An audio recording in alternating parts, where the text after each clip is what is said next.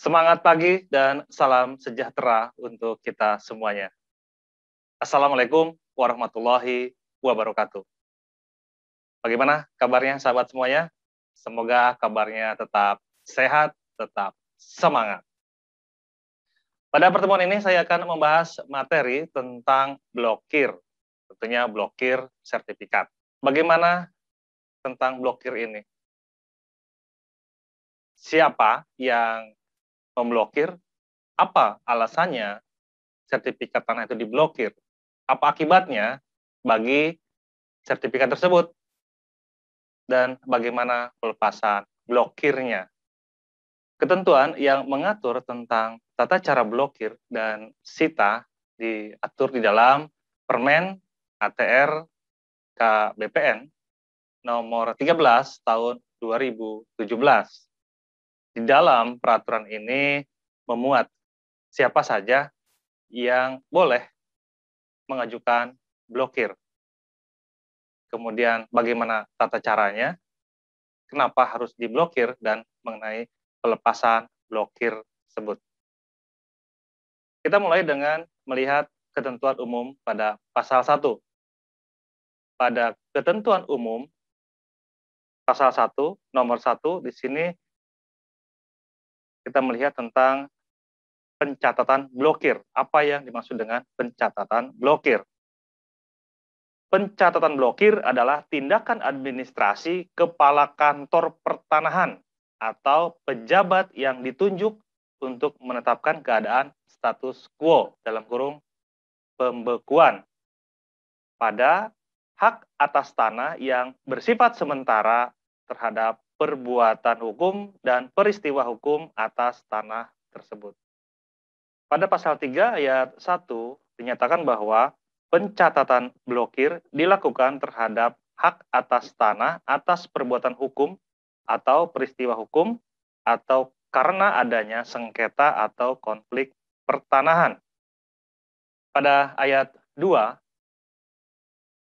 sampaikan di sini bahwa pencatatan blokir sebagaimana dimaksud pada ayat 1 diajukan A dalam rangka perlindungan hukum terhadap kepentingan atas tanah yang dimohon blokir, dan B, paling banyak satu kali oleh satu pemohon pada satu objek tanah yang sama. Ini ketentuan yang penting ya, perlu kita pahami, itu di poin A dan poin B.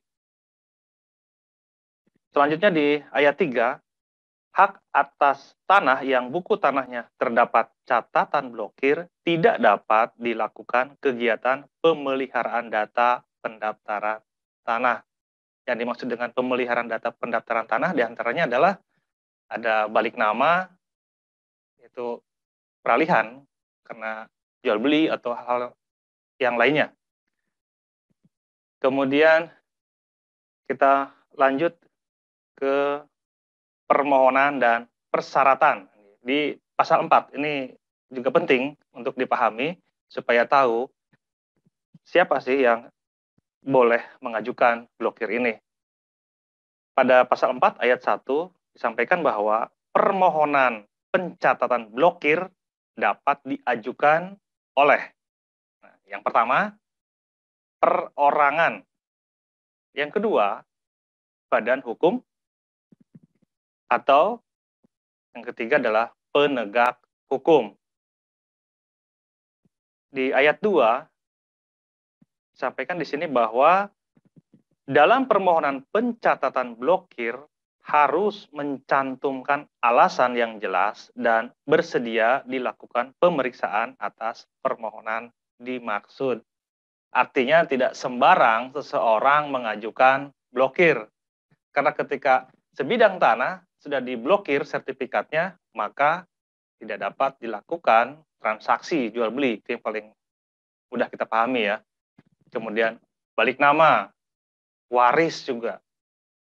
Kemudian menjadi tanah wakaf atau juga menjadi tanah yang diagunkan karena ingin mengagunkan tanah tersebut, maka tidak bisa ketika bidang tanah tersebut sedang dalam posisi blokir.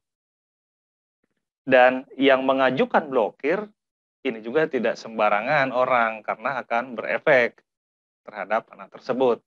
Maka dia harus punya alasan yang jelas dan bersedia juga untuk diperiksa. Kenapa harus bersedia diperiksa?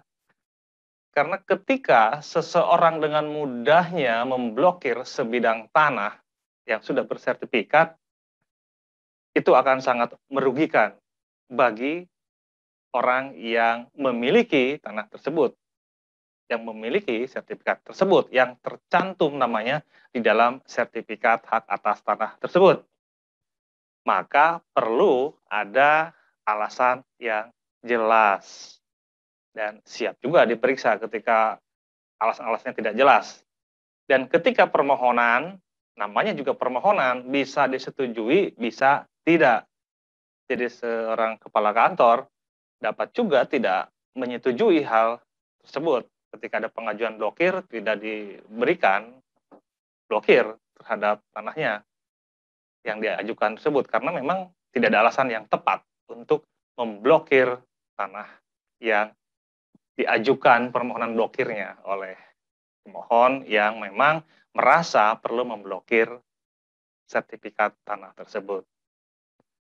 Kita lanjut ke pembahasan pasal berikutnya. Pada pasal 5, ini memperjelas lagi siapa yang boleh mengajukan blokir ini. Pasal 5 ayat 1, perorangan atau badan hukum sebagaimana dimaksud dalam pasal 4 ayat 1 huruf A dan huruf B wajib mempunyai hubungan hukum dengan tanah yang dimohon pemblokiran. Jadi ada hubungan hukumnya. Tidak asal seseorang mengajukan ya sudah diajukan begitu saja tanpa ada hubungannya. Contoh misalnya tanah tersebut memang tanah yang sedang disengketakan oleh para ahli waris misalnya. Nah, ketika sedang disengketakan, salah satu ahli waris merasa perlu memblokir tanah itu supaya tidak beralih ke pihak lain. Atau ada perjanjian tentang utang piutang yang memang jelas itu adalah utang piutang. Bisa jadi utang piutang antar perorangan dan juga bisa juga utang piutang dengan badan hukum. Ya misalnya ada lagi contoh, bidang tanah tersebut sudah betul-betul dikuasai oleh yang bersangkutan, tetapi sertifikatnya hilang. Jadi ketika pemilik tanahnya merasa, ini perlu saya blokir nih, karena sertifikatnya dibawa atau dicuri. Bisa jadi kan, ada perampokan, ada pencurian, ternyata dia juga ikut mengambil sertifikat yang ada di rumah. Nah, ini harus segera ajukan untuk diblokir supaya tidak terjadi peralihan. Kita lanjut ke pasal 6.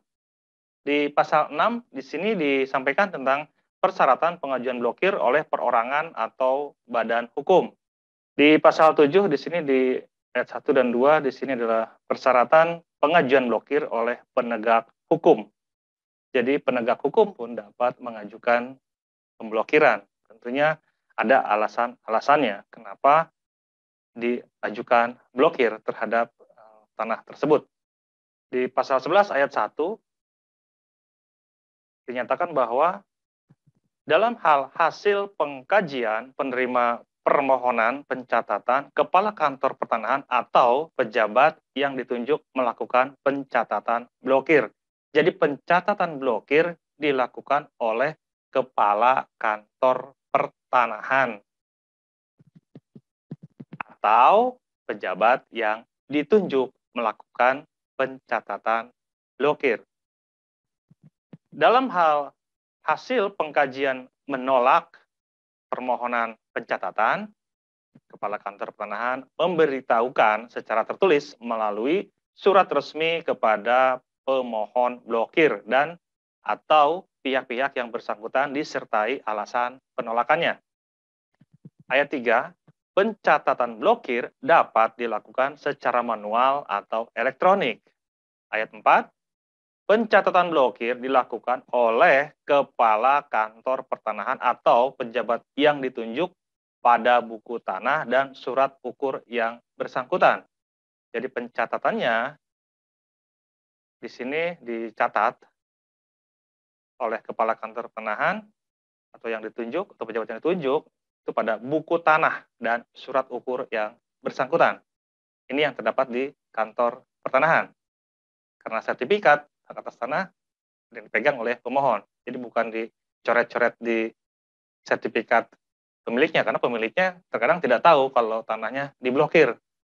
Maka blokirnya dicatat di buku tanah dan surat ukur di kantor pertanahan. Pencatatan blokir paling sedikit memuat keterangan mengenai waktu. Di sini ada jam, menit, dan detik, dan tanggal pencatatan. Subjek yang mengajukan permohonan, serta alasan permohonan. Jadi di dalam catatan blokirnya harus ada keterangan yang jelas mengenai waktu. Di sini ada jam, menit, dan detik. Ada dicatat tanggalnya. Kemudian subjek yang mengajukannya siapa. Kemudian alasannya juga apa. Harus ada kejelasan, tidak tiba-tiba diblokir begitu saja. Ada kejelasan di situ. Kenapa harus ada waktu, jam, menit, dan detik. Nah, ini terkait dengan berapa lama batas waktu blokir ini. Jadi kenapa ini diperlukan? Nanti saya akan bahas di materi selanjutnya. Kita lihat di pasal-pasal berikutnya ya. Pasal 12 mungkin bisa dibaca ya. Ini sudah jelas.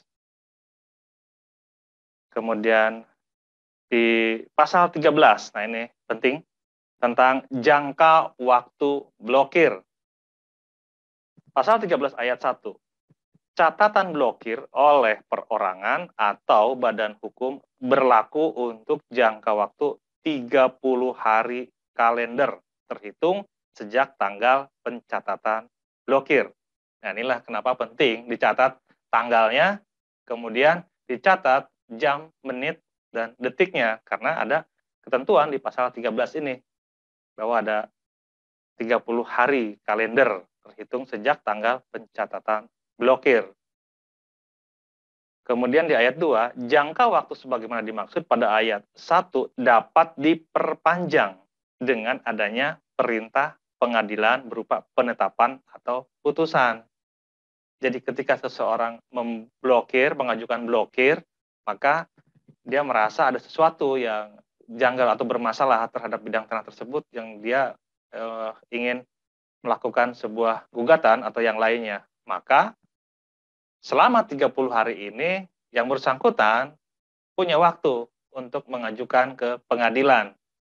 Nah, ketika tidak ada kejelasan selama 30 hari ini, maka secara otomatis akan lepas blokirnya.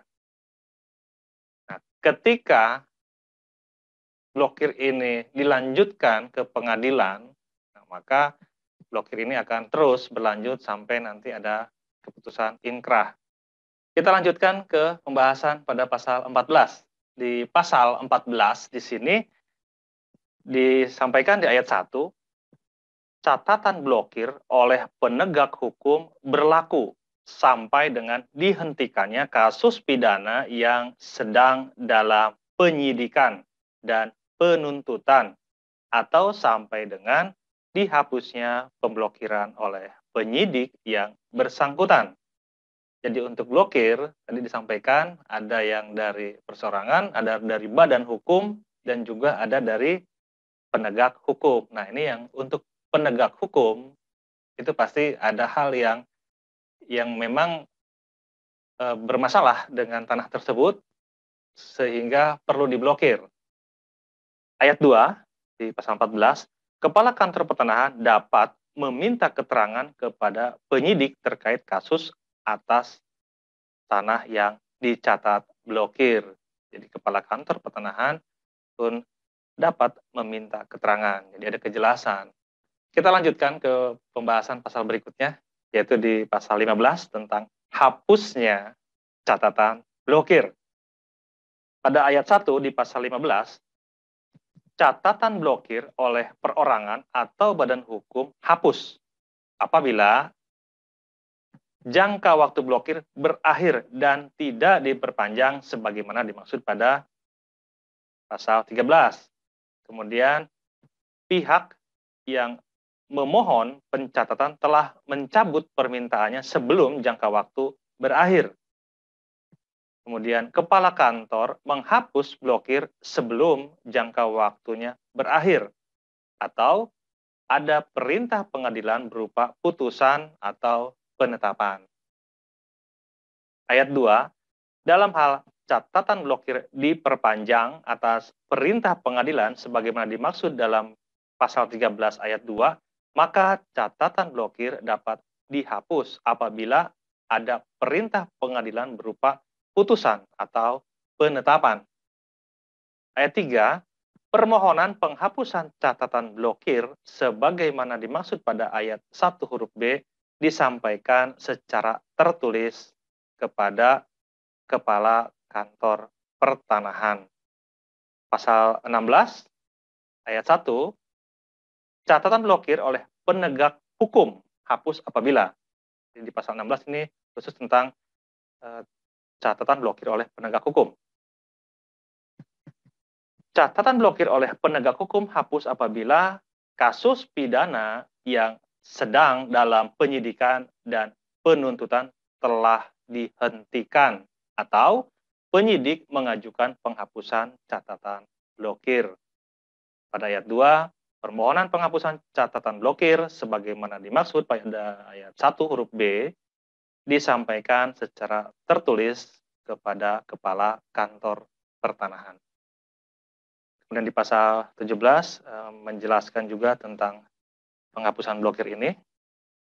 Di pasal 18 juga sama, ada kejelasan mengenai bagaimana cara pencatatannya. Kita lanjutkan ke pembahasan berikutnya, yaitu tentang pencatatan blokir atas inisiatif kementerian. Jadi selain yang tadi disebutkan di pasal 4, bahwa untuk blokir itu diajukan oleh perorangan, badan hukum, atau penegak hukum. Di pasal 19 ini disampaikan juga bahwa selain melalui permohonan sebagaimana dimaksud dalam pasal 4, pencatatan blokir dapat dilakukan oleh Kepala Kantor Pertanahan atas perintah menteri, perintah Kepala Kantor Wilayah, atau pertimbangan dalam keadaan mendesak. Dan di pasal selanjutnya dibahas tentang penjelasan hal ini. Di pasal 20 ayat 1, Menteri atau Kepala Kantor Wilayah Badan Pertanahan Nasional sebagaimana dimaksud dalam pasal 19 huruf A dan huruf B dapat memerintahkan Kepala Kantor Pertanahan untuk melakukan pencatatan blokir. Pada pasal 20 ayat 2 dijelaskan bahwa pencatatan blokir sebagaimana dimaksud pada ayat 1 dilakukan untuk penyelesaian masalah pertanahan yang bersifat strategis dan berdampak secara nasional. Kemudian penertiban tanah terlantar sesuai dengan ketentuan peraturan perundang-undangan. Di ayat 3, dalam hal dilakukan dalam rangka penyelesaian masalah pertanahan yang bersifat strategis dan berdampak secara nasional, sebagaimana dimaksud pada ayat 2 huruf A, perintah pencatatan blokir dituangkan dalam surat perintah menteri atau kepala kantor wilayah Badan Pertanahan Nasional. Dalam hal dilakukan untuk penertiban tanah terlantar sebagaimana dimaksud pada ayat 2 huruf B, maka pencatatan blokir dilaksanakan pada saat tanah diusulkan untuk ditetapkan sebagai tanah terlantar oleh Kepala Kantor Wilayah Badan Pertanahan Nasional kepada Menteri. Pada pasal 21 ayat 1 disampaikan di sini bahwa dalam hal pertimbangan keadaan mendesak sebagaimana dimaksud pada pasal 19, jadi keadaan mendesak itu seperti apa yang dimaksud? Di sini dijelaskan pada pasal 21 ayat 2, mendesak sebagaimana dimaksud pada ayat 1 meliputi adanya sengketa atau konflik pertanahan, kemudian perlindungan terhadap aset pemerintah. Catatan blokir atas inisiatif kementerian berlaku sampai dengan masalah pertanahan dinyatakan selesai. Ini poin yang sangat penting di pasal 22 ayat 2 ini.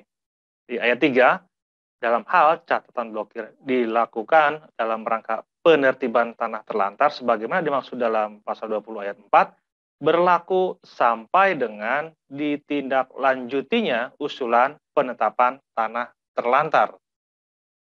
Ayat 4, tindak lanjut sebagaimana dimaksud pada ayat 3 berupa penetapan sebagai tanah terlantar atau pengeluaran dari daftar data tanah terindikasi terlantar. Kepala kantor menurut keyakinannya menghapus blokir untuk blokir karena pertimbangan dalam keadaan mendesak sebagaimana dimaksud dalam pasal 21. Beberapa hal yang penting terkait dengan blokir. Yang pertama adalah siapa yang berhak mengajukan blokir. Pada pasal 4 dijelaskan siapa saja. Yang pertama adalah perorangan. Yang kedua, badan hukum. Atau yang ketiga adalah penegak hukum. Selain dari yang disebutkan pada pasal 4 ini, ada di pasal 19. Di pasal 19 ada 3 lagi yang penting di sini, yaitu perintah menteri, kemudian perintah kepala kantor wilayah, atau pertimbangan dalam keadaan mendesak. Jadi ada perintah menteri, ada perintah kepala kantor wilayah, kemudian ada satu lagi tentang pertimbangan dalam keadaan mendesak. Dan untuk perintah menteri, kemudian perintah dari kepala kantor wilayah juga ada dasarnya. Nah, setelah itu kita juga perlu memahami apa alasannya blokir, apa akibatnya, bagaimana pencatatannya. Selanjutnya, bagaimana hapusnya blokir. Apa akibatnya ketika bidang tanah tersebut diblokir. Hal-hal ini penting kita pahami supaya tidak keliru dan tidak menjadi permasalahan karena ketidakpahaman terhadap blokir ini sehingga dengan mudahnya memblokir bidang tanah, kemudian juga melepas blokir atau menganggap sepele tentang blokir ini. Karena ketika blokir dilakukan, catatan blokir dilakukan terhadap sebidang tanah yang sudah bersertifikat, maka bidang tanah tersebut tidak dapat dilakukan peralihan, tidak dapat dilakukan pemeliharaan data pendaftaran tanahnya. Waktunya di peraturan ini sudah saya sampaikan tentang waktunya ketika untuk perorangan adalah 30 hari.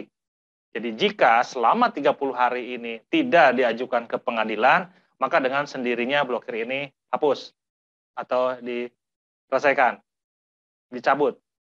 Tetapi ketika berlanjut ke pengadilan, maka sampai dengan inkrah ada keputusan dari pengadilan, ini tetap dilakukan blokir. Kemudian bagaimana jika dilakukan oleh penegak hukum? Nah, penegak hukum ketika melakukan atau mengajukan blokir juga ada dasarnya, ada alasannya kenapa diblokir tanah tersebut. Tentunya terkait dengan masalah pidana misalnya. Nah, ketika terkait dengan masalah pidana, maka selama proses di penegak hukum ini belum selesai, di penyidikan atau di penyelidikannya belum selesai, maka dia tetap dilakukan blokir. Selanjutnya, bagaimana dengan keputusan pengadilan? Ya, ketika keputusan pengadilan belum selesai, belum inkrah, ya belum bisa dicabut blokirnya. Terkait dengan perintah dari menteri, nah ketika itu adalah perintah dari menteri, maka pencabutannya juga ada dasarnya sama ketika pengajuan blokir, ada surat juga, ada surat perintah blokir juga. Ini juga ada alasannya. Dan pencabutan juga ada alasannya. Untuk pencabutan yang terkait dengan di pasal 19 juga bisa dilihat di ketentuannya bahwa ini dicabut juga dengan alasan yang jelas. Jadi ketika blokir tidak juga menjadi mempermudah blokir, jadi semua orang bisa memblokir. Akibatnya apa? Akan bermasalah kepada pemilik bidang tanah tersebut. Kemudian ketika tidak dicabut, juga bermasalah. Kemudian kalau misalkan tidak ada pengajuan blokir pun akan bermasalah ketika bidang tanah tersebut memang perlu diblokir, seperti contoh-contoh yang sudah saya sampaikan di materi sebelumnya. Oke, semoga materi ini bermanfaat dan terima kasih atas perhatiannya. Assalamualaikum warahmatullahi wabarakatuh.